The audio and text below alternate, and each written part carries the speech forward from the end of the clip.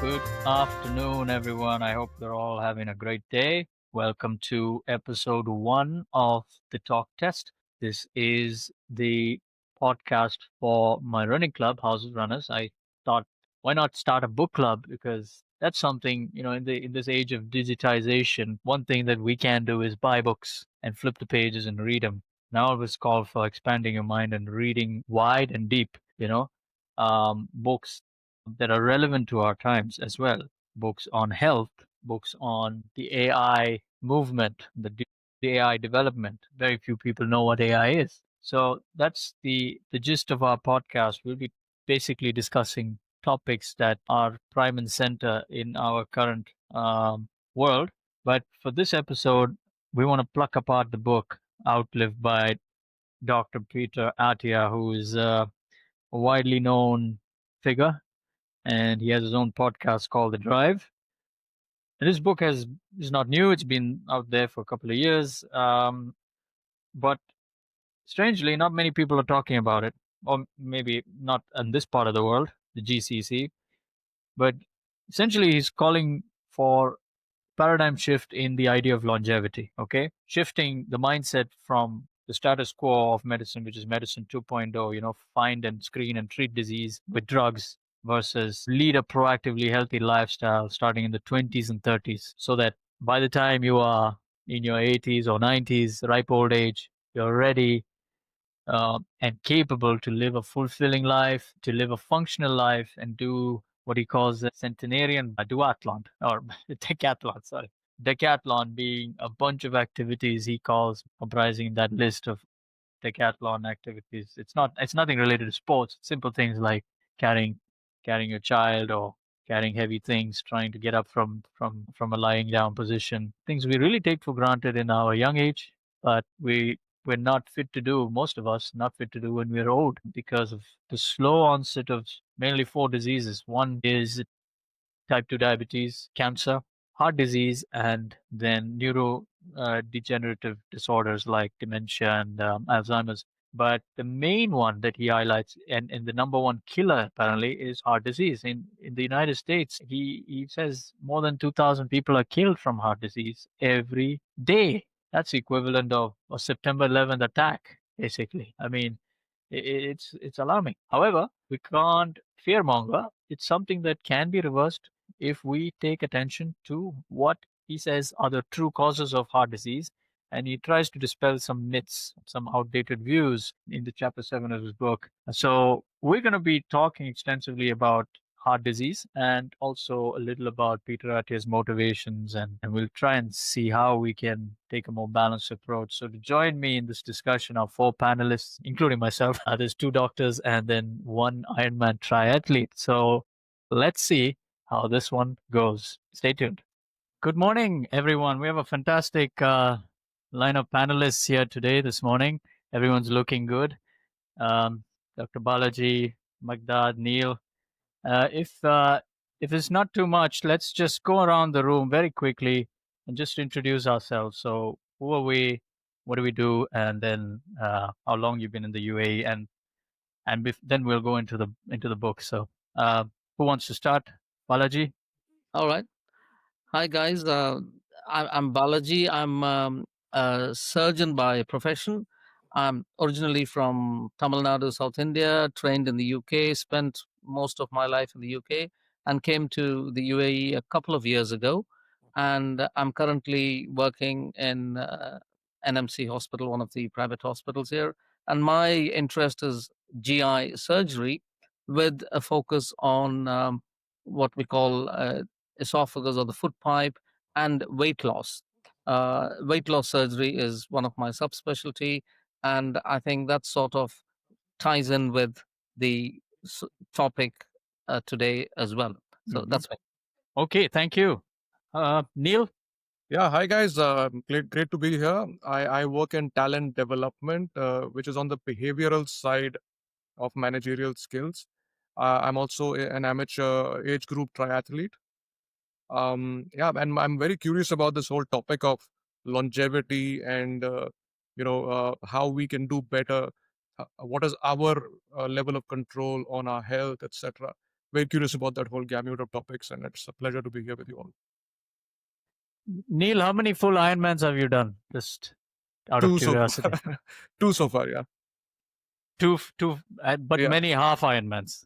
a Many half few of them, Ironmans. yes. Okay. Wow, great. Okay, thank you. Meqdad? Good morning. My name is Meqdad Mahmoud. I'm occupational therapist by training. I've been working for a while in U.A.E. and in Abu Dhabi and Al Ain.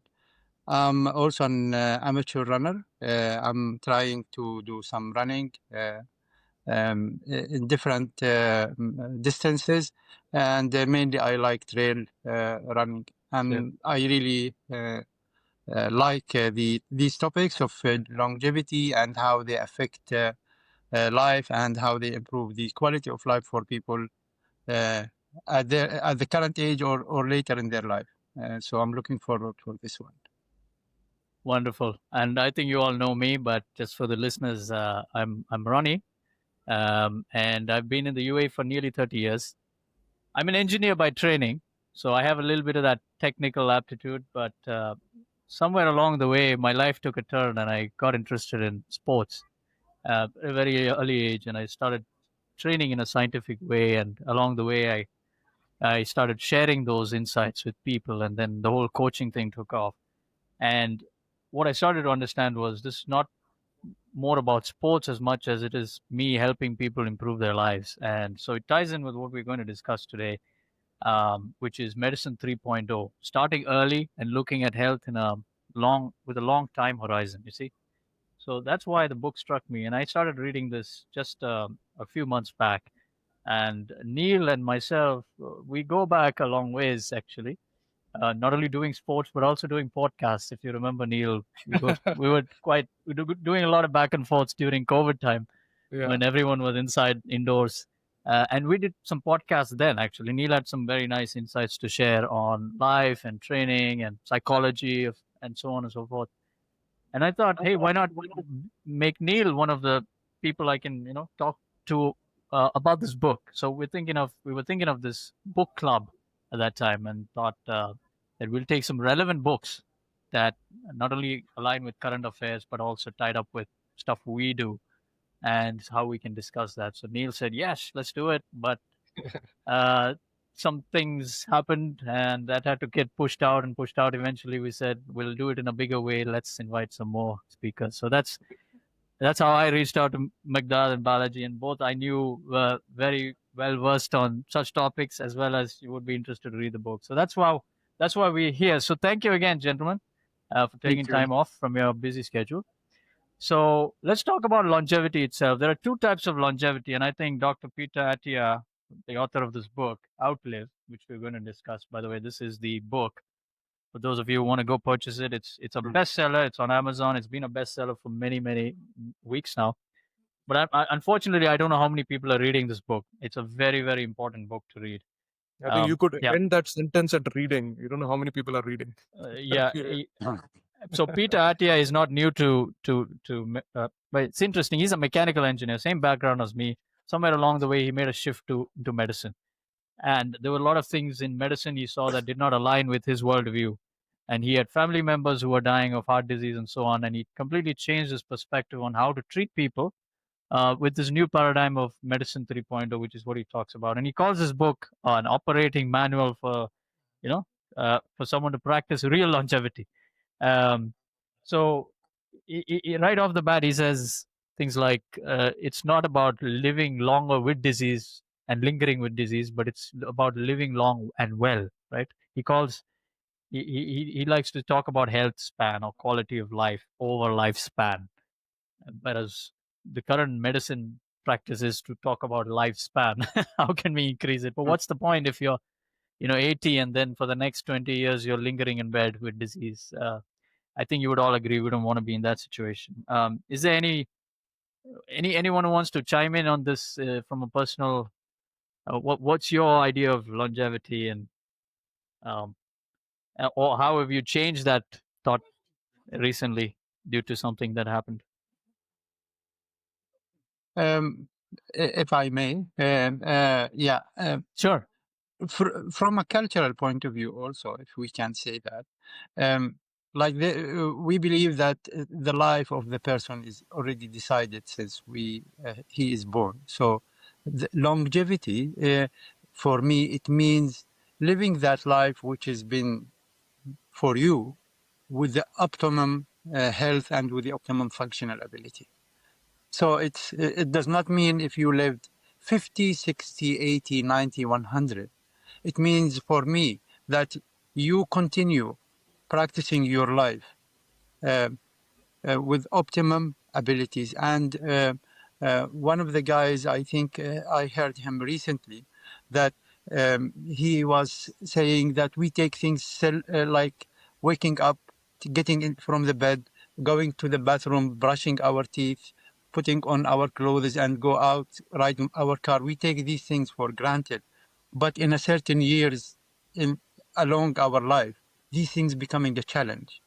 For me, longevity means being able to continue doing these things, which you are doing right now, with optimum abilities, regardless of what is your age. And I think also we can see right now a lot of people within the age of 60, they have all kinds of knee problems, hip problems, back problems, and um, this is really disabling for them. You know, sitting on a desk doing their work, climbing up to their Land Cruisers. It's something that it's a struggle. Okay, so just thinking about these small things for me, longevity means being able to do these things with ease. Yeah. Very, Yeah. very good. Neil, did you have something to say on that? Yeah, I just yeah, in addition to what Meqdad is saying, that's a beautiful thought. You've got the gift of life. How do you honor it? By staying well and healthy. Growing up, we always, as you see people aging around you, it's the general narrative is that it's inevitable. Your body will break down and you will fall sick. But the great hope and the new thinking on health and longevity is that we have a lot of control over. Mm. There's a lot we can do in terms of how we live, in terms of our lifestyle, our strength, our what we eat, how we manage certain uh, you know the typical killers, or what's kind of ending our life prematurely as human beings. So there's a lot we can do, and this book, as you said, is a manual that we can follow. Yeah. Yeah. So that was my address a few years back. Yeah. Yeah. Yeah. Yeah.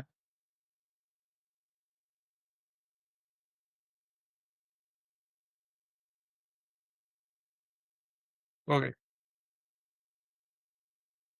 The,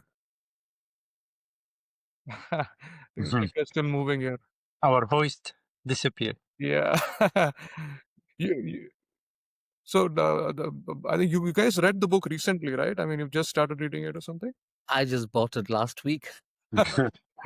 I read some chapters of it, Yeah, yeah. but I've been listening to Okay. Peter Zatti's Podcast. podcast and Yeah, works and interviews yeah, since a long time. yeah. Oh, But the fabulous. book itself, I did not Mm. start reading it until No, in last week. podcasts are a lot more current, frankly. The book is Mm, obviously 2, 3 years old now. mm, mm. Ron is back. Yeah, I'm back. Yeah. Excuse me. Are you hearing me? Okay. Yeah, yeah. Yeah. Things inadvertently go wrong at the most important times. So yeah, that's a good perspective. Thank you, Meqdad, for sharing. Neil, I would say the same thing. I mean, seeing culturally, we see people around us and people who are near and dear to us suffering in that age, and you wonder, Mm, oh my God, is this where I'm headed? And with all my affluence and standard of living and all the savings I'm doing, and I always tell this to people: what are you saving money for? After retirement, Mm. to give the bill, to pay the medical bill. So I don't want to be in that position, and even I have someone in my family who is always against taking any sort of pills and so on, and he influenced me quite a bit. My own grandfather, but in the later stages of his life, he was pretty much bedridden because one of the things that caused him to have a stroke was the fact that he was a smoker for a decent part of his life until he stopped around age of 50. But then that obviously had an effect and long-term effect. Eventually, the one side of his body was paralyzed and he was bedridden.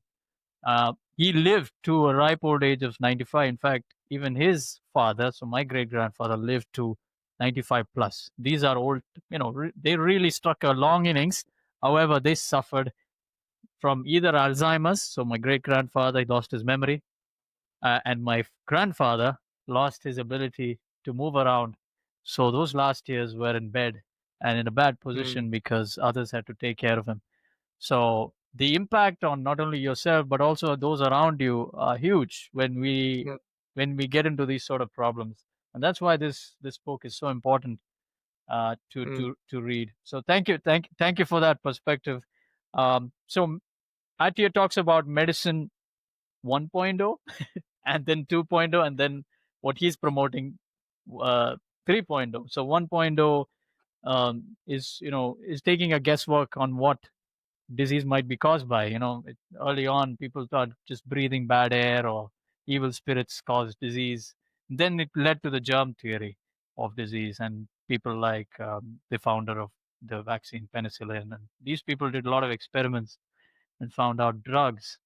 They have there is a germ, there is a definite cause which can be proven and replicated, and they designed vaccinations, and that's how we got rid of polio and so on and so forth. So that's medicine 2.0, right? It's about this idea of treating disease as it comes along with drugs, right? But Atia is not a fan of it. Reading his book, you get the impression that he's a hardliner. He's completely against that. He says, no, we are starting at the wrong time to treat these diseases. We need to be starting in our 20s and 30s by leading a good lifestyle, and definitely. And he talks about the four horsemen. So the book is mainly about the four horsemen. One is heart disease, one is cancer, the other is diabetes, and then the last one is neurodegenerative disorders, so Alzheimer's. We are concentrating on heart disease because it seems that the other things can lead to this, but it is also the biggest killer. At least in the US, he says that something like 2,300 people, and I didn't look into the statistics, 2,300 people are dying every day from heart disease in the US. That's nearly an equivalent of, September 11th attack every single day, and people dying. And this is a slow death. So I think you would agree that it's a slow death. He distinguishes, and it's a preventable one. but it's a slow death. It doesn't start all of a sudden, and the light doesn't switch on at 50 or 60, but it starts at 20, 30. And he cites the examples of patients he has gone to, especially autopsies, where young people, when they did their autopsies and cut open their arteries, he could see signs of calcification in their arteries. So it's happening at a young age. And here's the thing. Yep. No one's talking about this. Young people, in fact, I think Meqdad, once you told me, which has still left an impression in my mind, you said something about a condition. I don't know if it's pre-diabetes or blood pressure, but you said you were seeing a lot of things in young people. If you remind me, what was that? What was your issue you were talking about? Yeah, and now with cardiovascular problems, you can add also stroke patients. Now with cardiovascular diseases, they are causing problems either in the heart, in the brain, or in any other part of the body. You will get an embolism or a block that will block your blood vessels. And so, we are seeing, currently I'm working in a unit for stroke patient dealing with acute stroke, like just when they got the stroke, immediately after coming from the emergency room. We are seeing a lot of young people who are getting these kind of problems. And these are coupled with the issue of diabetes and pre-diabetic conditions. People are getting that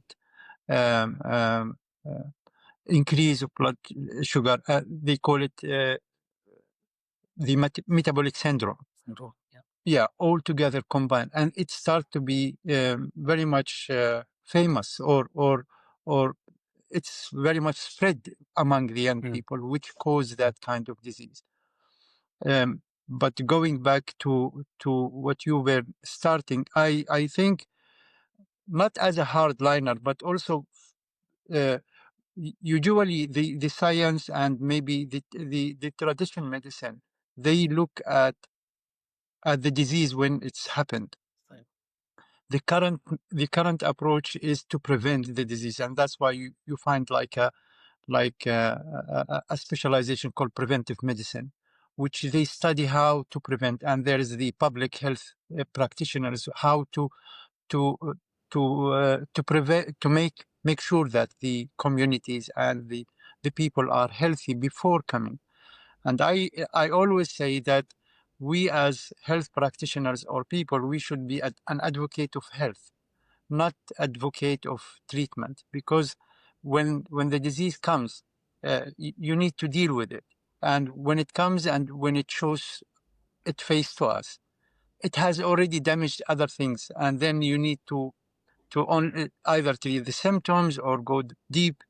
Um, so yes, with the prevention, which that's what I think we are talking about, how we prevent people to become ill and maintain their health. That's the main thing. The second thing, that there are certain things that people believe, like there is a saying, age is a number. No, it's not a number.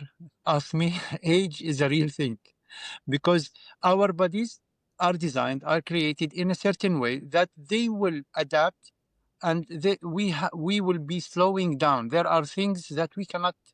There, for example, our metabolism will slow down. Yep. Whatever you do, there is a certain degenerative processes that will take place in a certain age. I'm not saying that it will be disabling, but I'm saying that it will affect you. Now, the way that the body is responding to the demands, also it will be slowing down.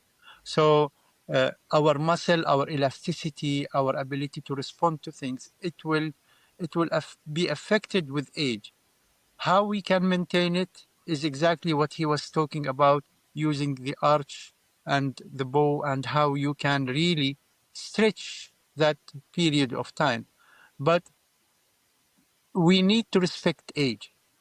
That's one thing. The second point is, there are within medicine, and I can be corrected, that there are some myths. So people say, like, once you are diabetic, you will be always diabetic.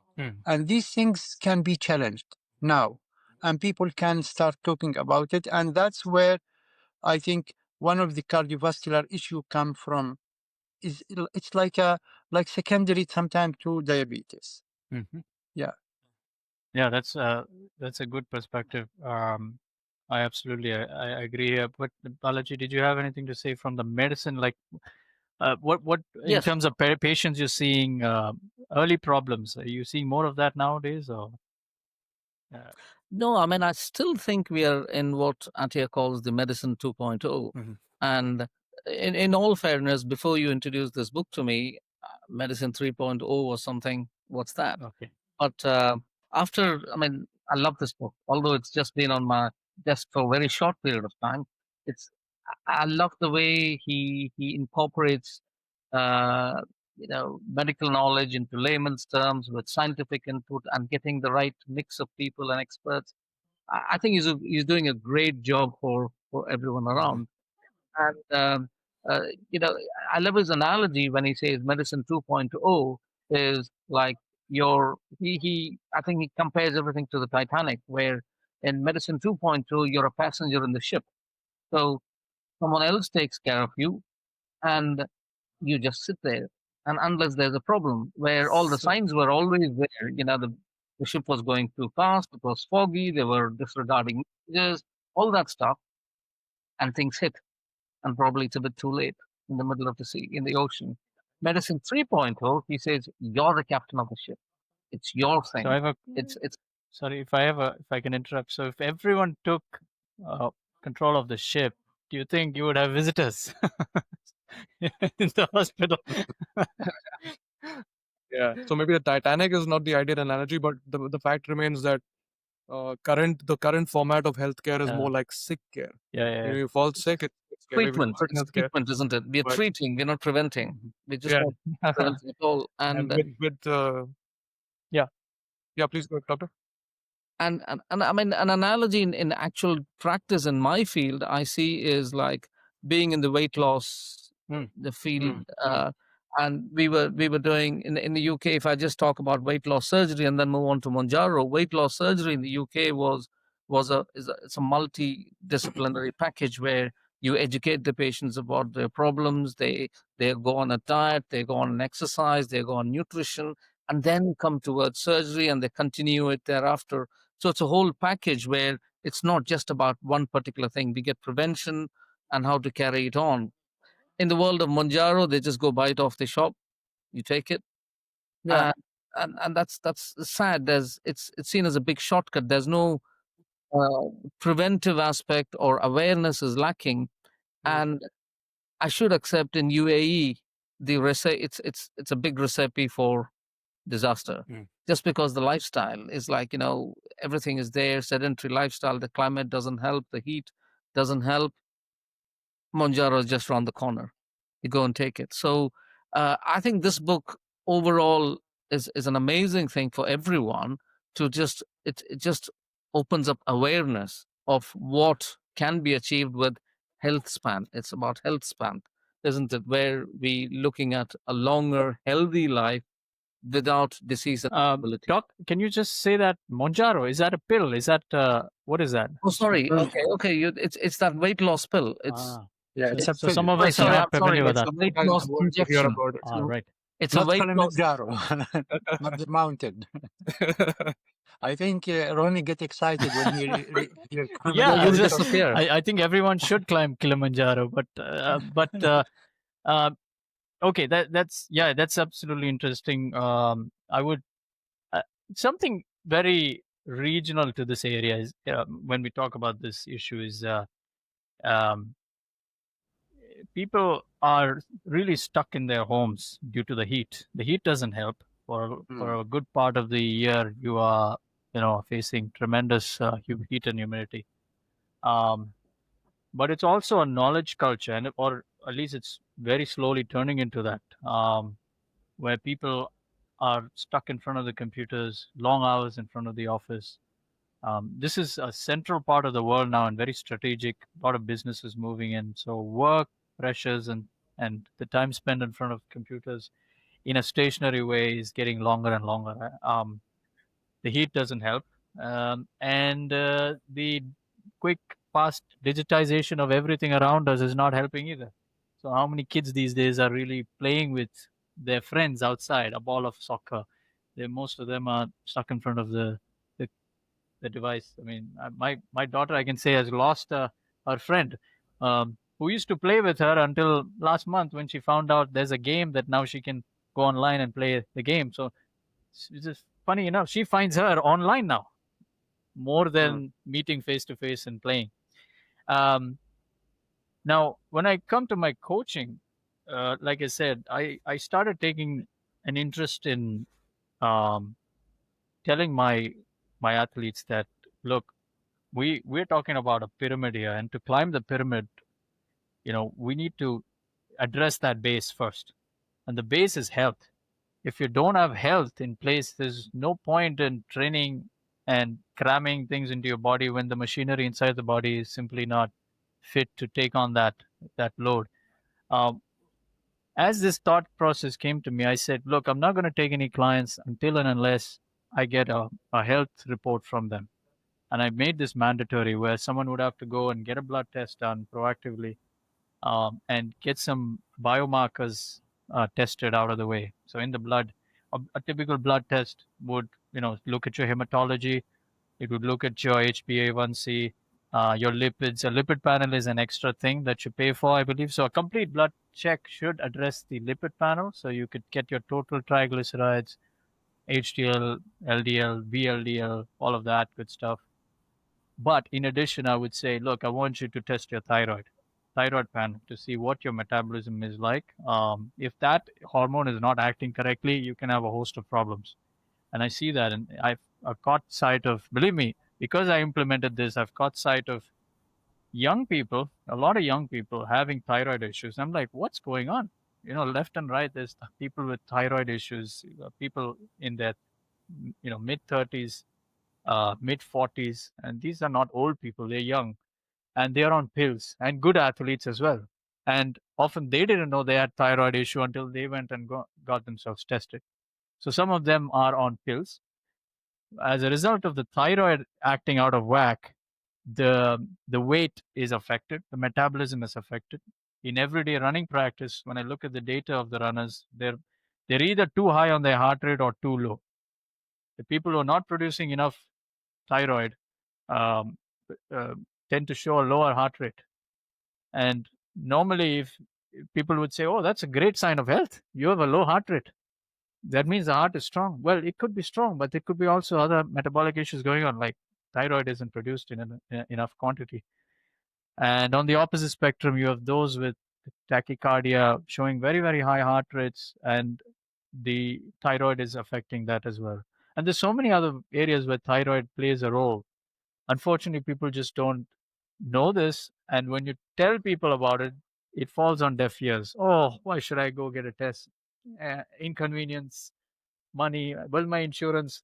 Well, that's the other thing. Insurance doesn't seem to be keen on supporting some of these tests. Okay, if a certain test is included, like, okay, maybe a CBC would, but if I ask someone to go get a vitamin D panel done, or a thyroid panel done, that's an extra payment out of the pocket.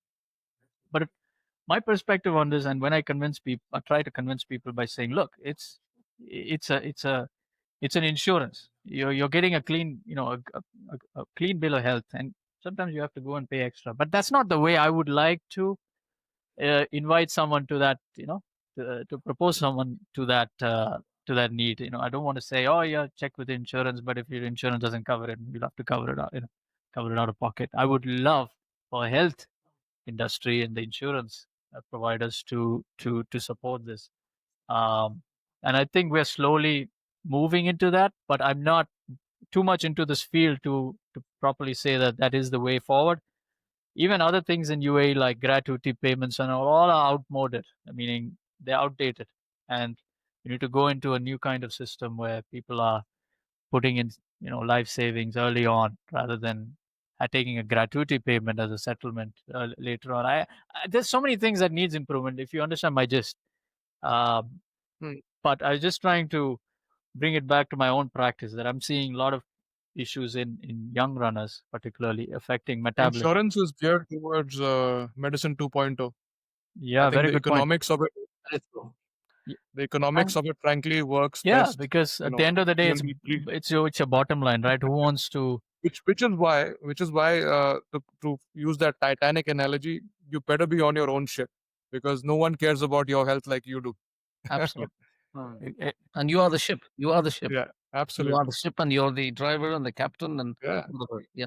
Um, Coming back to that metabolic health thing. So when we talk Hmm. about a simple act like jogging, frequently when I put beginners on a jogging program, I find that they're not even capable of jogging without losing their breath. Now, what's happening there is they don't have metabolic flexibility. In other words, when they just start to increase their speed a little faster than walking, suddenly their body demands carbohydrate, and the heart rate is higher, and their fat system is not developed.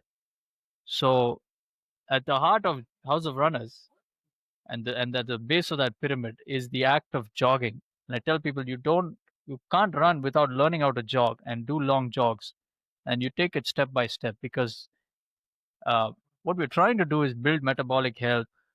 How? By helping in the mitochondrial biogenesis, which studies say it Hmm. takes 6 to 8 weeks, but sometimes even more in certain people. We're trying to build blood capillaries, which is primarily driven by those long runs, those long jogs. The longer you are on your feet, the more the capillarization happens, because it's no good just breathing in oxygen. You got to get that oxygen through your blood into the muscle tissues, and the capillaries or those pathways are what gets that oxygen there. So if you don't have enough of these capillaries going deep into the muscle cell, there's no point. So that capillarization process also takes time. So in other words, getting somewhere from A to B is a long process. But particularly beginners who are health is so out of shape, um, and who have metabolic inflexibility, it's a slow process to make these people understand that you need to do the slow stuff first. So and even with exercise programs, people have that thought of instant gratification. They don't want to believe you that slow and easy is the best way to start. No, they all want to go and wreck themselves, because they feel that not breaking a sweat or having a high heart rate means that you're not getting your bang for your buck. That is also a, a poor direction that health is taking, particularly with the rise of high intensity programs, with a CrossFit, High Rocks, whatever you want to call it. People are forgetting that high intensity, yes, it can quickly improve you, but it's short. It's short term. You can improve yourself. It will obviously also might lead you to more injury. But when you want to, Yeah, that's the same method, or one of the myths, that if you are not sweating and huffing and buffing, you are not doing exercise. exactly. So, and what you have said about uh, building the base of the house of runner, which should be a very solid base. Most of the high performance athletes is doing the same. So for maybe Neil knows about, for example, Teddy Bukase, which is the best Yeah, he's the top cyclist, cyclist right? Yeah, he's a in legend, the world. legend at the moment. Yeah, 90% of his work is very slow. Yeah, yeah. 90% On of his his zone too, exercise is which is very my slow. zone, I don't know, Yeah, 7.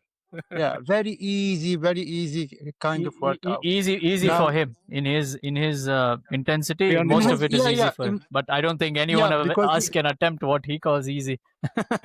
yeah, but Yeah, yeah, for us, yeah. But I because get your it's point. very much individualized, as you Mm, have said. It's you start easy, you start in your own base, and in mm, order to reach to that metabolic flexibility, which we all try to reach it, mm, because at the end of the day, if we are going to talk about longevity, and we are talking about what is going to happen, we need to have that kind of metabolic flexibility, which correct. we are improving actually our, as you mentioned, the mitochondria, because mitochondrial dysfunction Mm, is the underlying problem for diabetes, for cancer, yeah. and for other diseases. So once we manage to get our mitochondria, which is our powerhouse in our Yeah. body, once we manage to make it functional and to increase the number of it, Mm, and this is by the easy, slow zone 2 kind of exercise. Once we manage to this,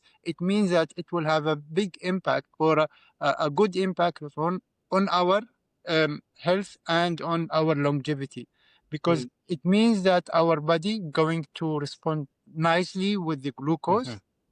It can metabolize it and use it in a proper way. We can get rid of the extra glucose within our bloodstreams Yes, by burning them.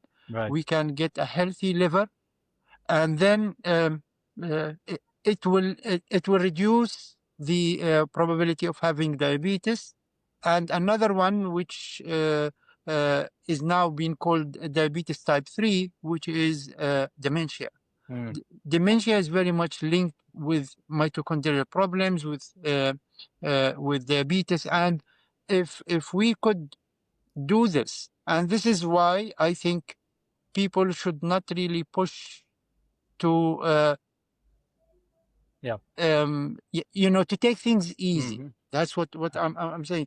Because a lot of people come I'm not like Ronnie, like a coach, but sometimes people ask me, and I say, okay, do the things the way you feel uh, possible at the beginning, and gradually add up. Go progressive, slowly, depending on what your body is telling you.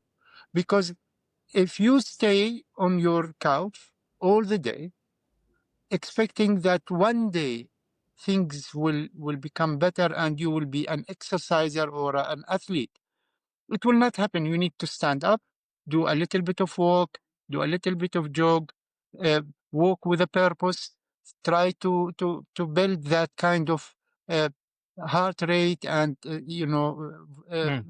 respiratory functioning.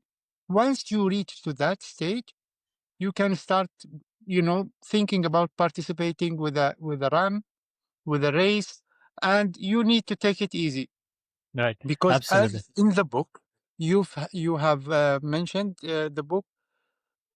He said, I never exercise, I always train.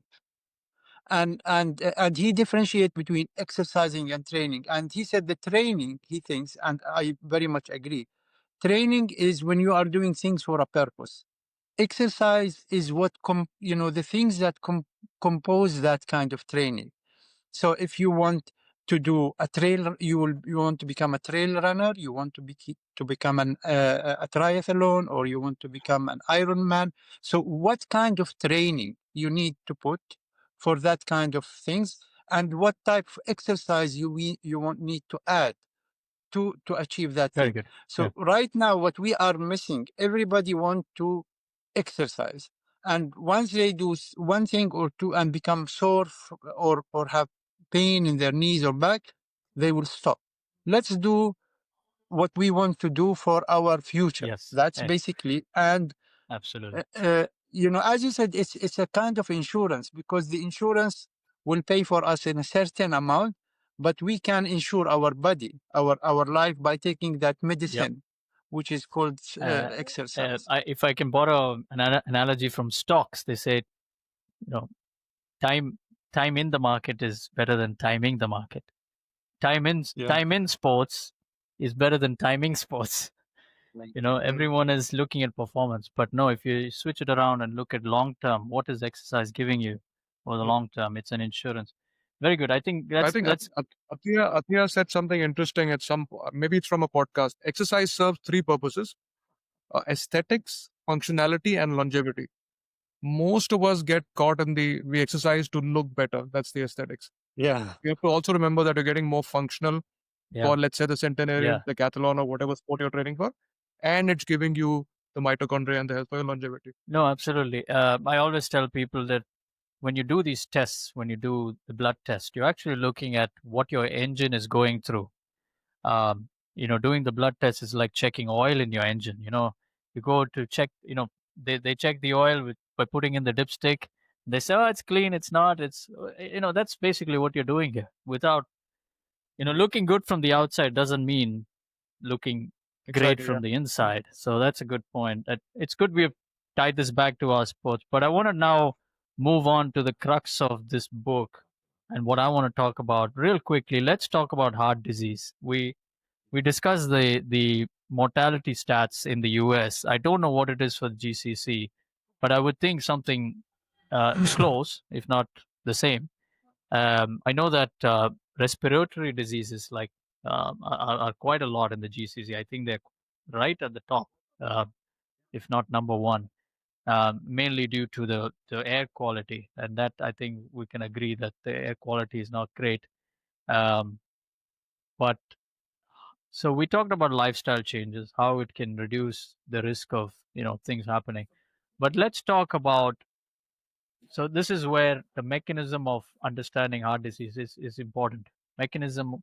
So he likens our arteries to a street, and the fencing at the side of the street is this endothelium, and your blood is always carrying these particles, cholesterol, but cholesterol is carried by these lipoproteins, and lipoproteins make their way into the endothelium. Most of them can get through and out quickly, but some get stuck, and when they get oxidized, then the bad things start happening. and your body, like the fire department, starts putting out uh, things that can try and address the problem, and soon it starts foaming. And I'm just paraphrasing what he's saying. I'm not an expert, but it starts Yeah. foaming, Foam and that's cells. when the calcification slowly starts. Now he says that Yep. that's when you go and get a scan done, for example, a calcification scan, you can actually see it. But as I just said, that's not where the problem first occurs.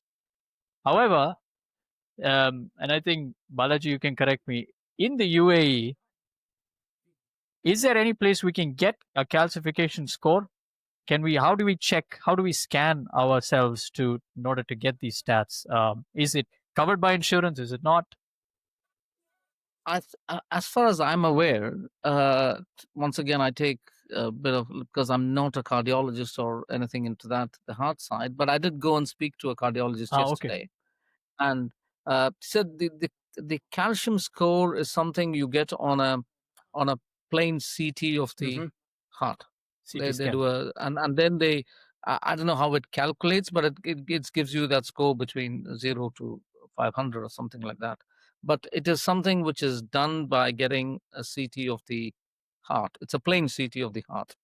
It's called a cardiac CT. Right. I think I read And that the CT angiogram gives you even the no, softer. CT angiogram is like CT angiogram is, yes, it's CT angiogram is more into looking at the blood vessels of the heart, Right. and it's like it's a replacement of the conventional angiogram where they put dyes and they look at the thing. Okay. But the calcium score is predominantly from the CT scan of Right. the heart and blood vessels of the heart. Right. And he says it doesn't have to be, usually they inject some contrast to look at. If you want an angiogram, you have to inject something so that it lights up in the blood vessels. Whereas this one doesn't have to be that contrast one. It can just be a plain CT, because I believe calcium lights up anyway. So that's how they did the calcium score. But calcium is still a bit of a lag indicator. The LDL, It's only when, more of a lead indicator. sorry? The ApoB test that they do, yeah, that probably tells you more about your overall. But I believe that it's the ApoB test is like, it's not freely available. And even as a cardiologist, he said that they don't test it normally. They still go. They That go is by what is shocking about. I don't know. So I find that a bit so shocking. for listeners, let's define this ApoB. So he says that LDL is not the issue. It's the particles that it is in LDL, which is the ApoB. That's what causes the culprit behind causing heart disease. Cholesterol is the issue, because that's the common myth. Yeah, this is where I start exhibiting my ignorance, and I know that the lipid theory of heart disease is the widely promoted theory, but there is a camp that believes, and Ati, I think, is one of them, and he talks about the introduction of this book, that people think that cholesterol is what causes heart disease, and clearly that's not the case from what he's writing. But is there any counterpoints to that from any of you? If you've what do you think about saturated fat being a problem, Meqdad? You have some strong points on that? Yeah. Like you, I've been reading about it because what I saw, a lot of people are coming with high levels. But it seems that there is, because if we look at the mechanism that you explained, cholesterol first serve as a healer. It comes to heal even the cells. So the cholesterol comes to the where there is at I will use the same analogy. It's like you have a hole in the street, which is the blood vessel. So that hole, they don't know what it causes. Is it the blood pressure? Is it the continuous spike of the insulin? Why there is a cracks Mm. in this blood? Is it an aging thing? Is it smoking? Is it smoking? Everything. Does smoking go inside? I don't know. So the cholesterol comes inside to heal it, to block it, to like to exactly like when we have a wind and then we have a clutter, a clot of Yes. blood around Yes. it, Yes. just to help the healing. Hmm. And then these things start to stuck over each other, and then they might cause a block Like or a blockage. inflammation in the body is always a response of the body to try and heal something. Yeah. So in a way, it serves a purpose. Plus, Yeah. a lot of there is one long talk about with doctors about the what type of food that we eat and our blood cholesterol, and are they related? Because sometimes if we eat a lot of fatty food, it should go out from our system through our digestive system, A and majority of cholesterol is expelled out, correct? Through yeah. that's what he talks about. You So poop it out basically. sometimes there are issues with our guts, and doctor can explain it. Sometimes we have a gut problem that we cannot absorb, or we cannot get rid of these maybe fatty stuff, and it will stuck in our body. But usually the cholesterol, most of the cholesterol that we have in our bloodstream, as I know, and I'm not an expert, this is my disclaimer, I'm just a person of interest, it is produced by the body. Mm. So our body is producing our cholesterol, and the cholesterol is not bad. We need it. We need it for all kind of cells and the hormones as well. Things. I think we're getting into Balaji's expertise now, so we should upload to Balaji now. So now we area. raise our hands. I should say that I'm not an expert in this because I'm not a hard guy, but yes, cholesterol is like the food cholesterol, or the cholesterol in the food or the fat in the food does not necessarily equate to the level of cholesterol in the blood. And cholesterol as such is very important for a lot of the proteins, the hormones. The lot of hormones are coming from cholesterol. So it is a part and parcel. It's the balance which gets tested, and as Meqdad was mentioning, it's just not the cholesterol. It's the other it's the metabolic thing. Like, why did the whole endothelium go off? It's like we talked about inflammation. Inflammation might be an element of response to trauma, or obesity. Obesity as such is a very pro-inflammatory condition. There are cytokines floating around in obesity with all that stuff. They damage the blood vessels. Hypertension, smoking. So there's a host of other things which feed into this, but we should accept that the end point, when that blood vessel gets blocked, it's that cholesterol. It's that cholesterol starting off as a nidus, which forms these plaques, and when these plaques, when they when they constrict the artery where they form, that's one. The other thing is sometimes they detach and they float around. And that's when it goes up as an embolism up to the brain. So the end point is cholesterol, but it's contributed by a lot of other factors. But even sleep, I think, would affect your metabolism and so forth, and affect your, the way the body handles sugar and insulin, and so the insulin response. So just out of The sugar, just out of interest on this topic, and I want to be, I don't want to tell everyone to go and get blood tests done without me doing one myself. I do about 2 or 3 a year. In my typical marathon cycle, I do 2 before and 1 after. So just for our viewers and for this discussion, my LDL cholesterol was something like 124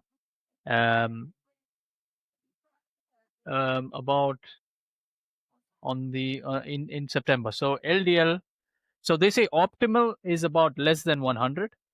Near or above optimal is 100 to 129. The units we are dealing with is milligram per deciliter. Okay, so I am in that near or above optimal bracket. When you are borderline high, it's 130 to 159. Okay, so the LDL to HDL ratio, that's another thing you find in your report. Mine is 2.1, but here the desirable or the low risk is zero point 0.5 to zero point 0.5 to 3. Okay, so I'm in that desirable or low risk bracket. But there are others I look at who show much, much more than this. I mean, um, total cholesterol could be well over 240, and several of them are marathons. And this is Hmm. where I drive the conversation back to health, and they always appreciate it that, oh, wait a minute, there's something wrong. But now here's the thing. What we're discussing here is this is probably not the root cause of heart disease. However, the the LDL stuff may be correlated, but it's not a causative factor. Are we agreeing on that? We don't know what exactly is leading to this rupture in the blood vessel. Oh, I think there's an analogy in the book again where he says it's causative, because he says that if you've got these LDL particles running around the bloodstream, think of it as cars on the streets of our city. The more cars there are, the more there's a chance of an accident. So the more your LDL count is, VLDL, LDL, all of that put Yeah, together, which is why it's better to, Athiya says it should be at 20 right. mg Yeah, per because dl, which is they kind are of they are unrealistic. being carried by this ApoB, or ApoB Hmm. carries. I forget which way it is. ApoB carries the LDL, Right. which carries the So the cholesterol. cargo in ApoB LDL is what we're talking about. So as you said, if we reduce the Correct. LDL, we are Yeah. decreasing the cargo. And the VLDL, Again, which is I think another level below that. So your ApoB tells you your overall risk, and it's a good idea to reduce that so number, here's because in the end, here's my question now. So some of these optimal or near optimal or borderline high ranges, or a lot of them, where are they coming from? Is this driven by the American Cardiology Association? Who is making the rules? And is Atia going directly against them? Because you see, and this is where the hardline stance comes in. He says that someone's LDL cholesterol should not be 50, should not be 180. It should be less than is less than 10 or 10 milligrams per deciliter. That's his standard. Ideally, he says So it should be what it was at so birth. by that standard, then everyone, including myself, who I'm coaching, is a heart disease patient already. And I would say maybe all of us No, in the room. I think the way it's an aspirational thing to have it as low as possible, but the lower the better. But That's what he says. what I disagree with is, and he's saying that people should start driving this low starting in their 20s and 30s.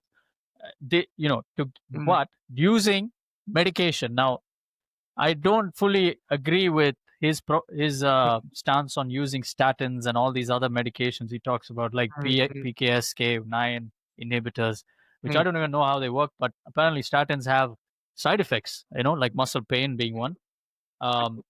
So what, I mean, maybe Balaji can chime in here. Yeah, What would Balaji you will be able to. say to this? That using medications early to drive, if your numbers are high, Is there a would you? downside to statins, for example? And I As far think, as you know.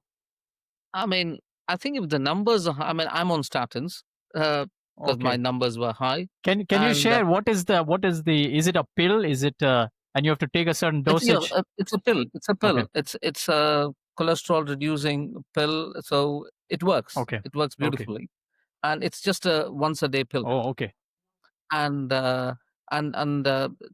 these days, anyone in that 40 plus age, they go and do some investigations, they find something wrong, and they're usually on aspirin and statin. These are two things which everyone's on, and it is proven to be effective.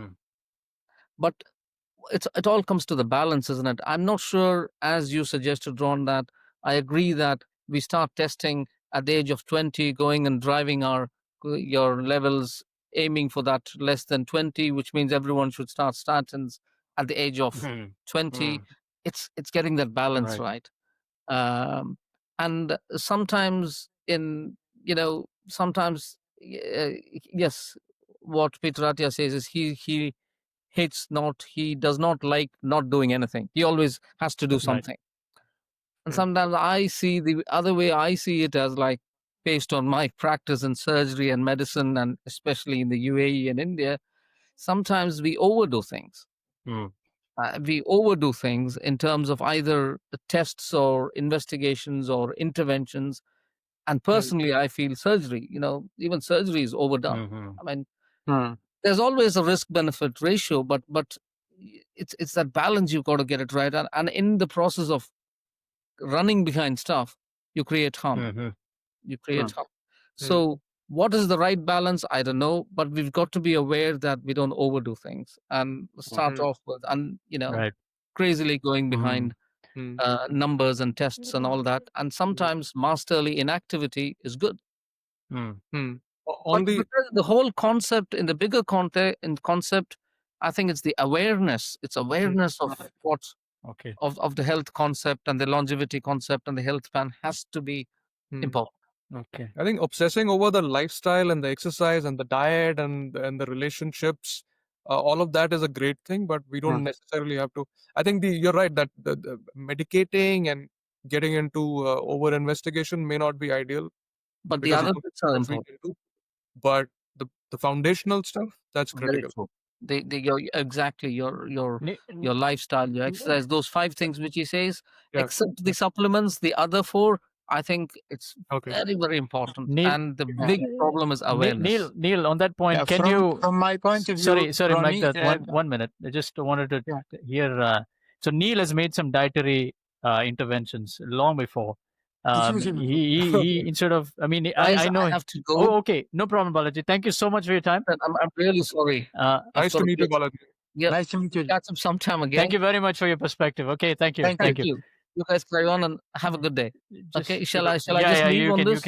you can just leave. Thank you so Okay, much. thank you. Okay.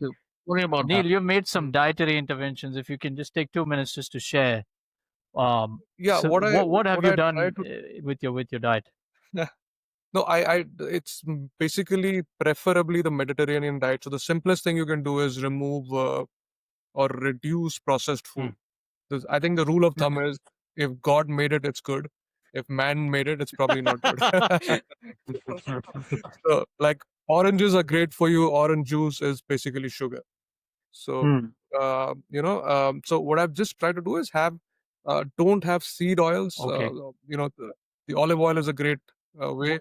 Coconut oil in moderation is Just for other nice. viewers, what is wrong with seed oils, and how can we tie it with heart disease? What? Trans fats, again, Meqdad can chime in on this. From what I know, it contains trans fats, which adds to your LDL, VLDL, ApoB numbers, which you're trying to avoid. So, in fact, that is the number one So culprit. seed oil, we're talking about of sunflower oil, corn oil, all of those. sunflower, soy, whatever Alright. kind of seed oils there are.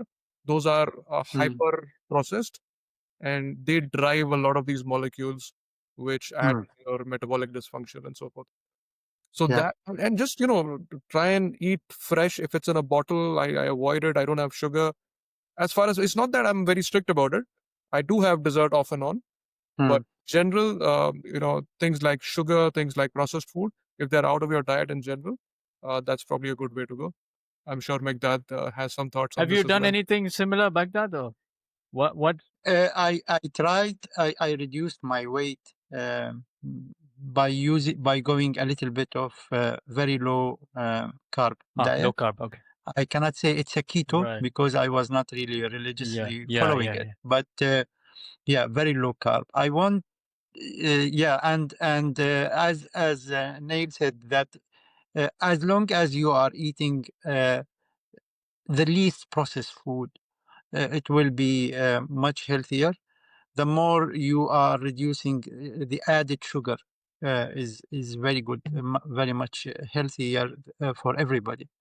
But I want to have one point that I'm not a doctor. I'm not a pharmacologist or a lab, but I know I have read that, for example, statin is the highest selling medicine in the world. Plus, statin will give you the readings in your lab test proper. Right. Does it mean that this problem has been fixed? I don't know. And even they cannot tell. One of the things that Atiya and other doctors mentioned who talks about this issue, that most of the doctors are from a mathematical, statistical point of view, they are illiterate. Say they do not understand what statistics means. And then when they say, the 5 percentile or these kind of things, they don't know what does it mean really. So this is where sometimes the problems happen. But and another point which has been raised by Dr. Atiya and others, that a lot of the norms of our lab test is being driven from the northern part of the world, whereas the sun has little time, where are the people are living in a certain diet and things like that. So, for example, I can see, I'm seeing a very fit, guards, or what you call security guards from Nepal, with zero fat on their body, and they have a very high fat, very high cholesterol, and they are standing, working very hard. Right. You know. So does it mean that cholesterol norms are need to be contested? I don't know. It's not my. I cannot say that. But sometimes you question: does this really mean? Because the medicine, the medical mentality, give him medicine, the number will reduce. It means it improved. Does it really improve, or only we change the numbers on our gauge or on our measure? So I will go back to what Neil said. Let's become healthy. Do our food. Forget, I don't say to people don't measure, but don't get obsessed by the figures. Right. Because it's such a complex puzzle, our health and our longevity. We can't boil it down to one or a few metrics and say, right. No, our bodies are very, very, very complex, and we don't know if one number goes down, whether that's a long-term thing, and if that changes the one that caused it. We don't know an X number of changes. If you sleep well, for example, one day, or if you drink a cup of coffee, it changes. But I think I would agree with all of you that we don't need drugs, and that's where I disagree with that. We don't need drugs at a young age to bring our numbers down. But he introduces himself as a hardliner, and that's why his book is selling. I mean, controversial things sell these days, so it keeps up with that. That spirit. That he's written a book that makes us think. At the same time, there are not everything that we can agree on. Certainly, this point about cholesterol being at the heart of heart disease is a topic that's under controversy. It's still being debated. Lots of new studies are coming out. So I would encourage all of us, and as well as the viewers, to be on the lookout and listen and read and expand your minds, because the old idea that cholesterol is bad and this should be in this figure, within this range, and oftentimes those bad decisions can lead to taking medication, and sometimes lifelong medications. And in certain parts of the world, people love taking medication. It's a hobby. You go to people's homes and cabinets. You have cabinets and cabinets of medication. It's a quick fix. People don't want to do the hard stuff, which is exactly which is intervening way before. So in that spirit is well taken, I think, and I think we should leave this podcast with that message that intervene early, take a long time horizon. It's not about living longer with disease, but living better. If there is one final lesson, guys, just the last bit, one final lesson, we have 30 seconds each. What would you, what did you take away from this book? I think we already said it, but yeah. Go ahead. Who's going? Go ahead. Okay, so I not necessarily from the book, but I want to also say that there's a lot of technology now available to track our, for example, our metabolic, or let's say our heart rate variability, resting heart rate on a even ongoing glucose, basis. even glucose, and you've used that. You've used it. Continuous monitor. Didn't need to carry on for too long because my glucose levels were all right. But that could be something lurking in the background again, But having wearables today gives you a high degree of control, and it always shows up, in your glucose or your resting heart rate or your heart rate variability, your step count. All these things can be monitored. It's a good idea to take control and drive these positive measures. Okay. Rather than worrying about what will cause a heart attack. Let me chime in and say my conclusion is always read books critically. You don't have to Mm. agree with everything, and that's the way people actually learn. You need to take apart Yes. ideas and challenge them. Write down notes. This is how a book reading should be done. Not enough people are reading books these days, unfortunately. So that's the spirit of this book club podcast: is hold a book in your hand, flip the pages, take a pencil. Don't screw up the book with pen, and start reading them. So we should challenge some of the ideas in the book by Atya. But longevity, yes, absolutely. It's about living better, not just longer. And to Neil's concept, the idea about data, yeah, we are surrounded with data. But what I've seen, not only from medical field or health field, but from all engineering field as well, where I'm in quite a bit, is interpreting the data. We have too much data and we don't know what to do with it. Noise can be in the data. We don't know how to signal the get the signal from the noise, and that is the crux of what we're dealing with here. But everything should be backed by good science, and a good science is something that can be done as an experiment empirically, and others should Mm, be able to replicate the findings in other labs. So it's not just one person finding something and and holding on to their mm, rigid theory. Someone else should be able to mm, prove it or disprove it. That is science. And I think Peter mm, Attia would agree that good science should be challenged. And we still don't know fully well what is the cause of heart disease, sadly. But it is the number one killer. Having said that, the positive thing is it can be all reversed. It can be, it's not something that is very, very permanent. It can be all reversed with interventions. Yes, Meqdad, go ahead. I took more than 30 seconds there.